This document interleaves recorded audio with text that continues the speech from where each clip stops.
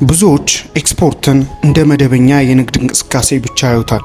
ነገር ግን የኤክስፖርት ንግድ ከሀገር ድንበር ውጪ የሚካሄድ በመሆኑ የጨዋታው ሕግ ከሀገር ውስጥ ንግድ ፈጽሞ የተለየ ነው።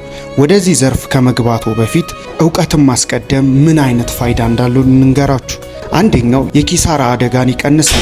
የዓለም አቀፍ የንግድ ስምምነቶች፣ ኢኮተርሞች፣ የክፍያ አማራጮች ኤልሲ ካድ የሚባሉት እና የባንክ አሰራሮችን አለማወቅ በቀላሉ ወደ ትልቅ የገንዘብ ኪሳራ ሊያመራ ይችላል። መረጃው ሲኖራችሁ ግን ራሳችሁን ከዚህ አደጋ ትከላከላላችሁ። በሁለተኛ ደረጃ የገበያውን አቅጣጫ ስትረዱ በአንድ ምርት ላይ ብቻ አትመሰረቱም። የገበያ ጥናት ማርኬት ሪሰርች፣ የጥራት መስፈርቶች ኳሊቲ ስታንዳርድስ እና የደንበኛን ፍላጎት መለየት ሲችሉ የየትኛው ምርት የትኛው ገበያ ላይ እንደሚፈለግ በውል ትረዳላችሁ።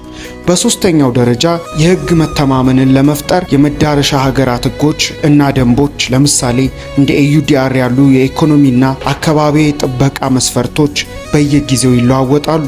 እነዚህን ደንቦች አውቆ መስራት በዓለም አቀፍ ደረጃ እንደ አስተማማኝ አቅራቢ ክሬዲብል ሰፕላየር ተቀባይነት እንድታገኙ ያደርጋችኋል። በአራተኛ ደረጃ ዕውቀት ሲኖራችሁ ሎጂስቲክን በጥበብ ማስተዳደር ትችላላችሁ። ምርት ከኢትዮጵያ ወጥቶ ወደ ገዢዎች እስኪደርስ ባለው ሂደት ውስጥ የሚገጥሙ ተግዳሮቶች የመጓጓዣ፣ ኢንሹራንስ፣ የሰነድ ዝግጅት መረዳት ጊዜና ወጪን በመቀነስ ትርፋማነትን ያሳድጋል። ኤክስፖርት ማድረግ ገንዘብ ብቻ ሳይሆን ዕውቀትን የሚጠይቅ የእድገት መንገድ ነው። ነገሮችን አውቆ መግባት በመንገዱ ላይ ከሚፈጠሩ ድንገተኛ መሰናከሎች ያድናቸዋል። ዘርፉን አውቀው ሲገቡ በንግድ ውስጥ ተለማማጅ ሳይሆኑ ባለሙያ ሆነው ይጀምራሉ። ለዚህም ነው ከፊታችን የሚጀምረው ሰኔ 15 የፍራሊንክ ኦንላይን ኤክስፖርት ትሬኒንግ በዚህ ዘርፍ ላይ የሚያጋጥሙ የእውቀት ችግሮችን ለመፍታት የኤክስፖርት ቢዝነስ በኢትዮጵያ ውስጥ እንዴት እንደሚሰራ ከቤዚክ እስከ አድቫንስ ድረስ ሙሉ ለሙሉ እኛ ኤክስፒሪየንስ ያደረግነውን በልምዳችን የቃኘነውና